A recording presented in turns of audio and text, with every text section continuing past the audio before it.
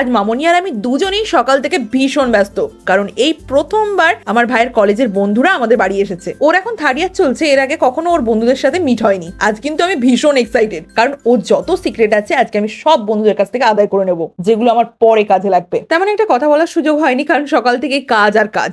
আর ওরাও ঘুম থেকে উঠে মুড়ি টুড়ি খেয়ে একটু ঘুরতে বেরিয়ে গিয়েছিল, ফিরে এসে আবার স্নান করে লাঞ্চে বসে গিয়েছে। মামনি ওদিকে বাকি রান্নাগুলো করছিল, আমি একটু ফাঁক পেয়েই চটপট স্নান করে আবার কাজে লেগে পড়েছি। ফাইনালি রান্না বান্না সব কমপ্লিট, ওদেরকে বসিয়ে দিয়েছি। এখন ঝটপট থালাগুলো সাজিয়ে নিচ্ছি। প্রথমেই দিয়ে দিয়েছি গরম গরম ভাত, এক পিস লেবু, ভেজ ফ্রাইড রাইস, বেগুন ভাজা, শিম ভাজা। এরপরেই রয়েছে চানা পনির। এখন মার্কেটে গেলে ফ্রেশ কাঁচা মটর দেখতে পাওয়া যাচ্ছে, তাই আমি এর মধ্যে একটু কাঁচা মটরও অ্যাড করে দিয়েছি। দারুণ লাগছে কিন্তু। এরপরেই রয়েছে শুক্তো। দুদিন আগে আমাদের বাড়িতে বড়ি দেওয়া হয়েছিল, সেই বড়ি দিয়েই আজকে শুক্তোটা হয়েছে। আমার মামনি কিন্তু দারুণ শুক্তো বানায়। সবশেষে রয়েছে শুকনো লঙ্কা, তেজপাতা, 5 ফোড়নের ফোড়নে আমাদের জমির নতুন আলুতে ধনে জিরে গুঁড়ো দিয়ে রুই মাছের পাতলা ঝোল। সবশেষে মিষ্টি। আজ আর চাটনি করার সময় হয়নি, ব্যাস এইটুকুই।